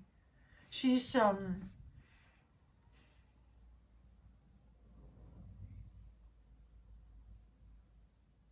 but at the same time, she's very human and very relatable and very honest, right? She that's actually one of her also greatest traits, that she is so extremely honest with her emotions and what she thinks and what she feels. And when something is not going her way, she says, she will tell you, right? She will show you.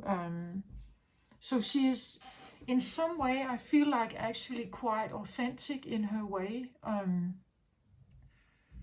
Yeah, that there could be a sense of authenticity about her, a messy one, an incompleteness, a vibrant, a colorful, messy incompleteness in her, and rootlessness and ungroundedness, but it's authentic.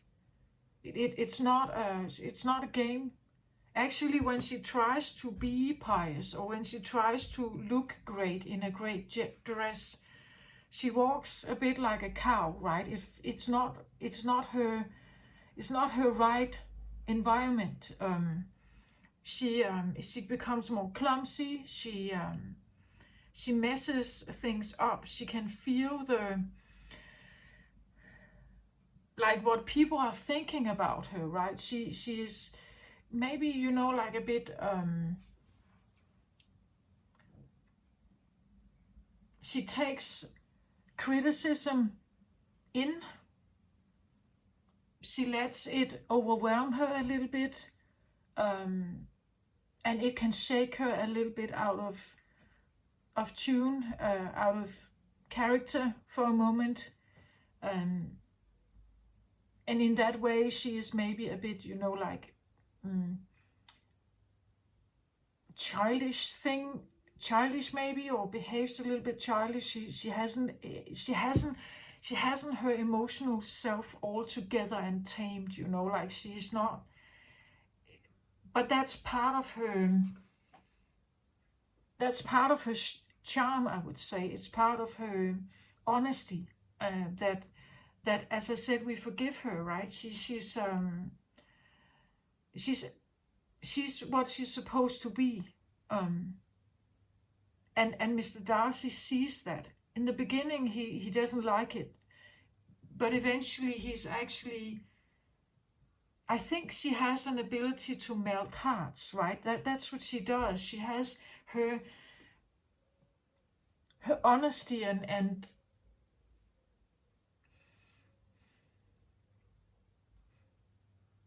yeah, her honesty and colorfulness is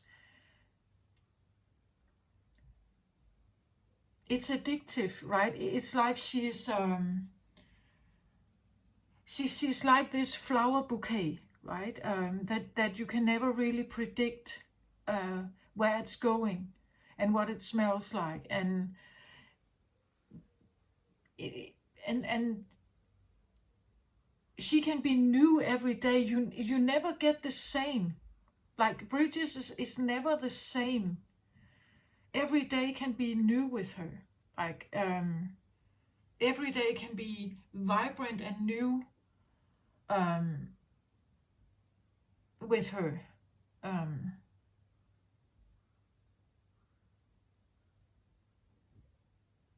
and that is maybe an inspiration in itself. There are so many layers. She's very layered. She has many layered or many faces or many sides to her, and that's exactly what this doesn't have. This has maybe only a few. Um, where here she has maybe like multi-layered facets and like colors and layers to her. Even so many. I don't even think that she knows how much it is herself. But when we are like looking at her, when we watch the series, when we look at the film, we can see it, right? We see how many facets of her there actually is. I'm not sure she does. She's just in it. Like she's just vibrantly and coherently experiencing everything from a like a pure-hearted place of how she feels and experiences and senses and intuits life. That's how she is. And I think that it's like you know that you want to get some of this back, right? That you can't be like this. It's like trying to get some of it back here. And walking away, I feel like, from some kind of existence here that it's not really you. It's not really who you are. It's probably a part of it, right? But it's only one layer. And you have many others, Libra, right? It's like it's two. This is too or less. There is not enough color here for you. It's limited. And I don't think that if you stand in real peace like Jesus did, I don't think that you need anything else. But that's because it's Virgo. That's why it's that kind of energy. It's because it's innately authentic to them. But for you, it's not, right? For you, this is more like you, right? This is innately you. And this is what you're trying to bridge it, like get to it, right? Go over the bridge to it. Embrace it. Take it in. See yourself as it. Own it. Love it. Embrace it. And say that you are this. I am an eternal flame. Okay? And each day my light grows brighter. Because you do have light. It's not this kind of light. It's a different light. It's a light that is more like this. It stands in emotion. It's very vibrant. It has a lot of color. It's feminine. It's sensual. It's maybe sexual. It has wild hair, perhaps. It has color, maybe makeup or colorful clothes, colorful laugh, colorful music, colorful,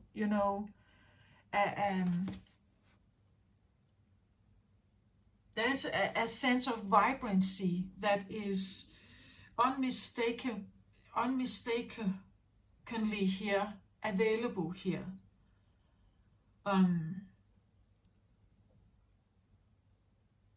That's what I feel like is so important to do the lightened life for you, Libra, if you feel like you have been put in a box at some point here,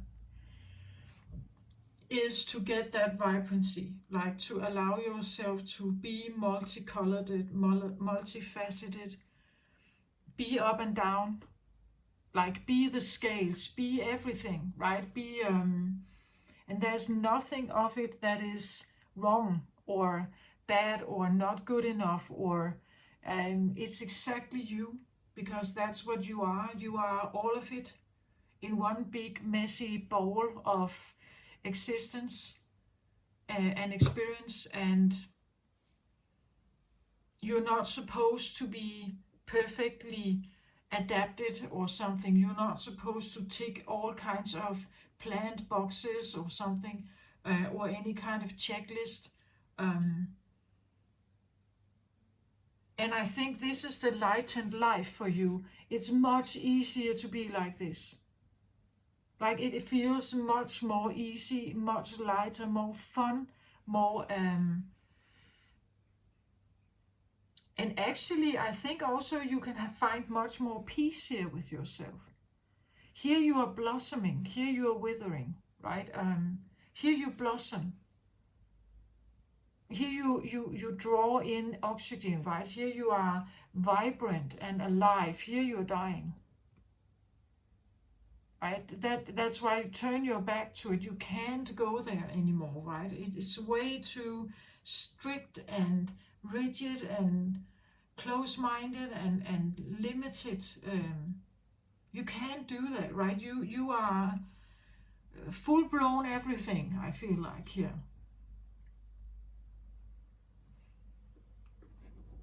And that's the beauty of all the zodiacs, that they are so different.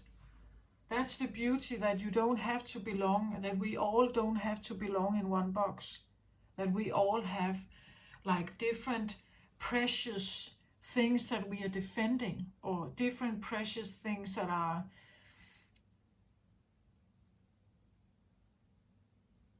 that makes us unique, right? That is beautiful. So you just own this, you bridge it, right? You go there, you accept this in yourself, you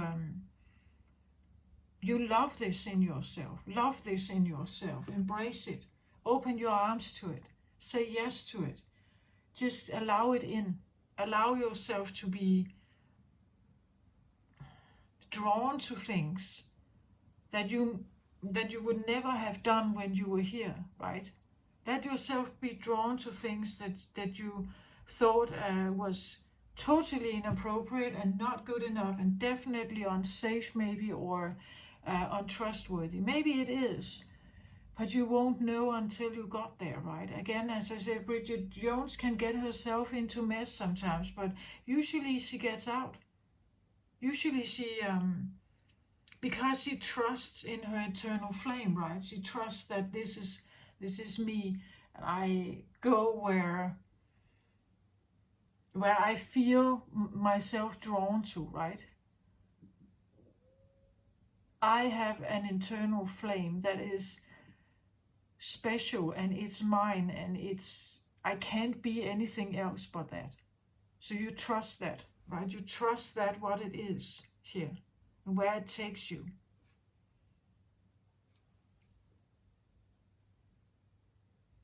No matter what's around you, like no matter if there is an influence that wants to draw you back into like a special existence here, or that there is no acceptance of the wild woman, you can find ways to be your own wild woman, right? Maybe at home, maybe with a certain group that are like you or that really appreciate you, and your way, your view about things, your vibrancy, your music perhaps, your smile, your and you have such beautiful smiles, Libra. So there's definitely like smiling to the world and having this very intense glow around you. I do think that Libras have this intense glow around them. Um,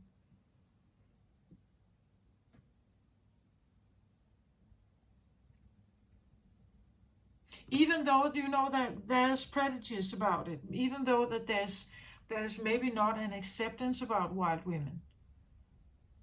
There's not an acceptance about it. There's by all means maybe a different one, that people want to put you in a box here. That could be the influence that is around you, but choosing to still be you, choosing to go where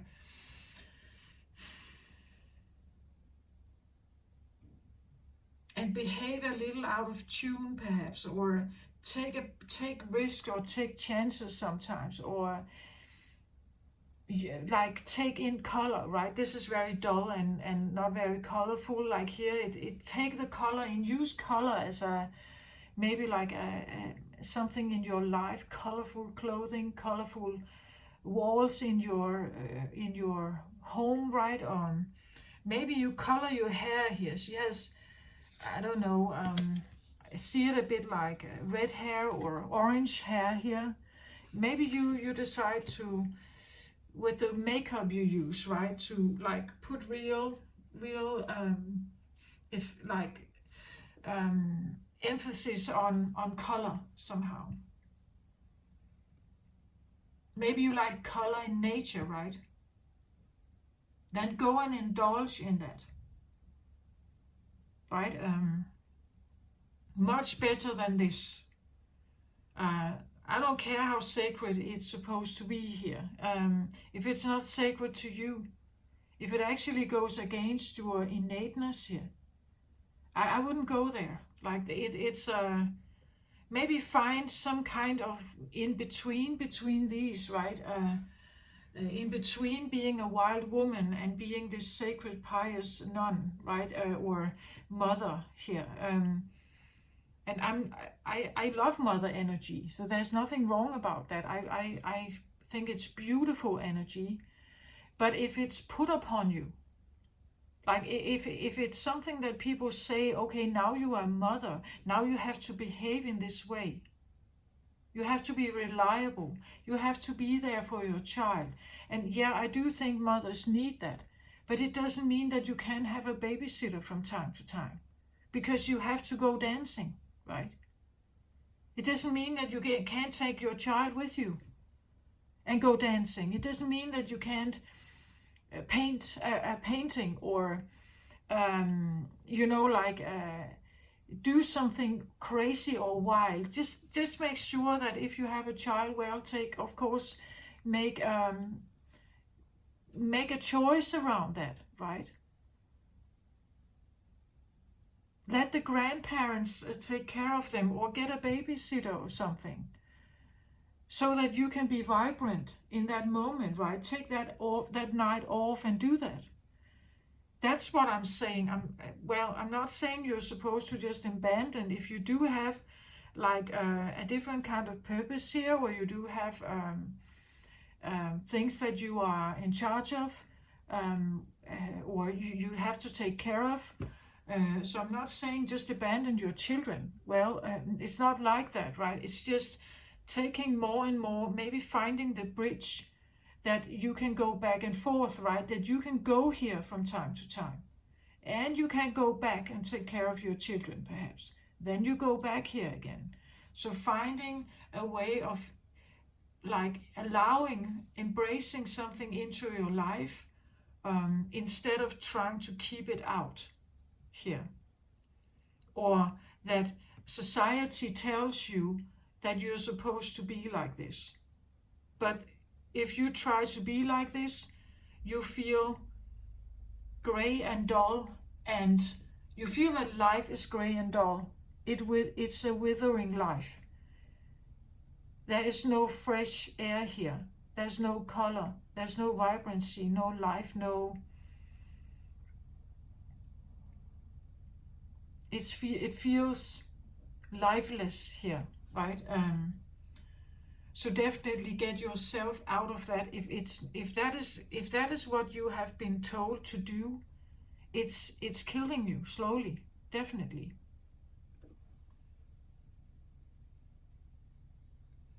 There's much more to being a woman, but being a mother, perhaps, or being a wife. That wives have to be in a certain way, right? There's much more to being a woman, but being a wife or a mother. There's much more, right? And you are a perfect example of that. You're a perfect example of the layers of the feminine.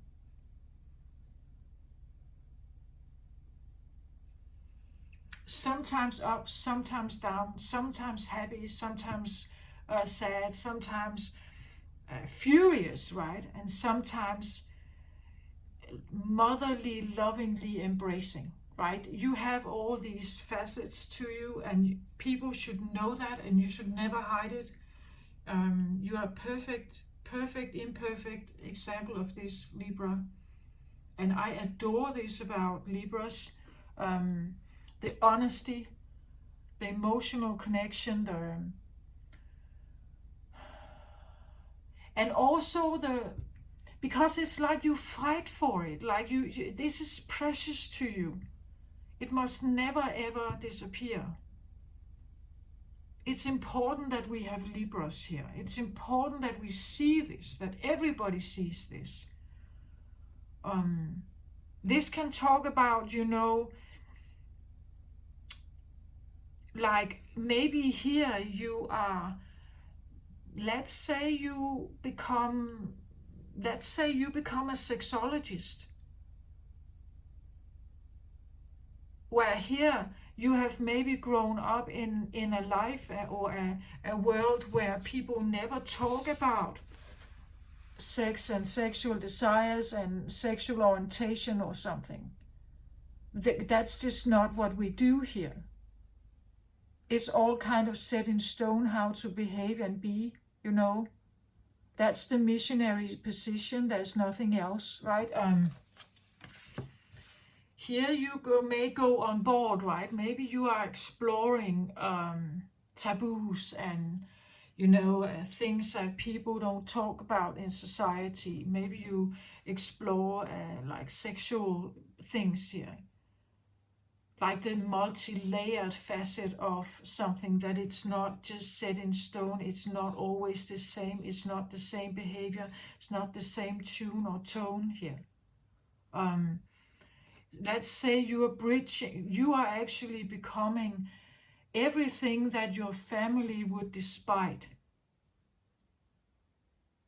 Like being a professional talking about sex, for instance, would be in the Amish community would be totally out of context, right?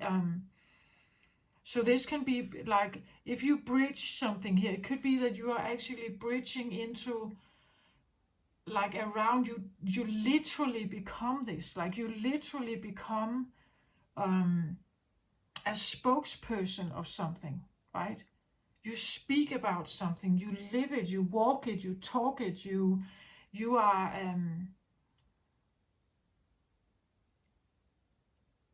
like you become that opposition to this, right? Because here you are dying, here you are living, right? Maybe this is actually becoming as I said, maybe a sexologist, maybe you literally that you feel so alive here.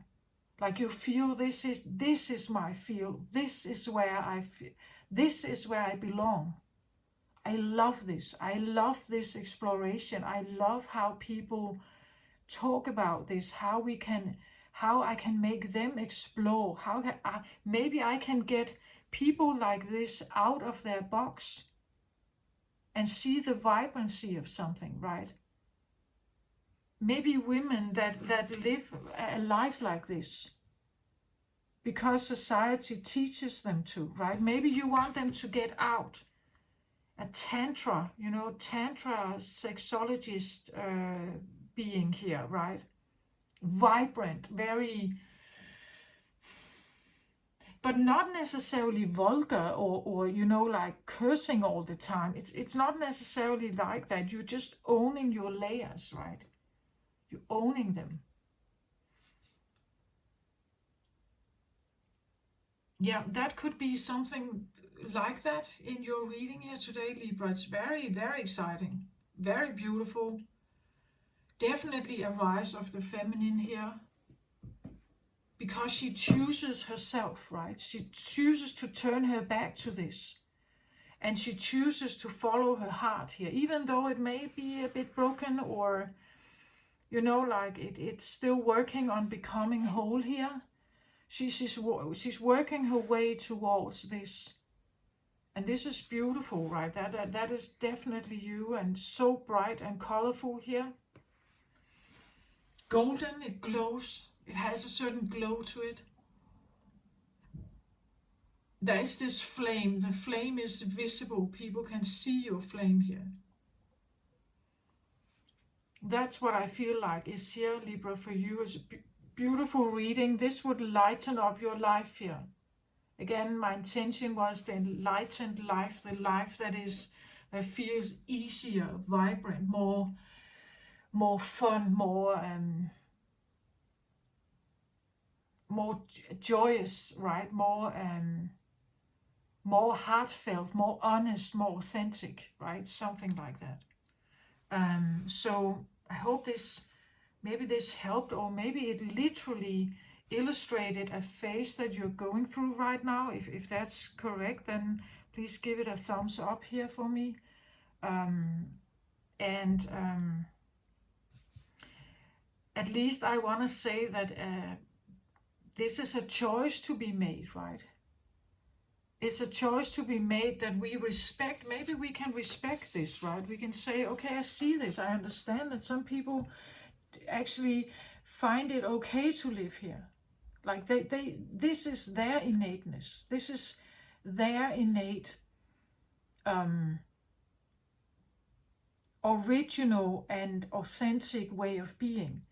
But it's just not mine, right? And that is quite fine, right? That's the variety in this world. That's the beauty of this world. So please keep going if this is your path and if this is what you are about to do, or you're trying to recover something here or reclaim something here. I do think you are here. You have the Knight here. He's fierce and brave. He is used to being in a fight. He has his armor on. He's ready. He is on his march here towards something. He has his flame with him. He is He's ready and strong and yeah, he's ready, right, to go down that route, to defend this, to be, again, he's honoring a code here, right? It has to do with something innately, something honorful, something of preciousness. It's worth it, right? It's worth it to fight for this. It's worth it to defend it. It's worth it to, and it has to be, right? Usually we don't get out of our chairs unless it has to be, right? It really has to be.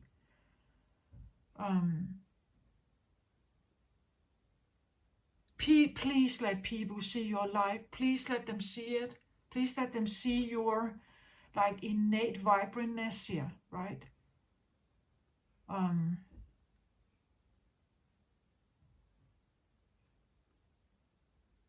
That's what I feel like I have for you, Libra. I hope this helps somehow. Take care of yourself out there. I send you my very best love and light to you. And color this time. And glow. Bye-bye, Libra.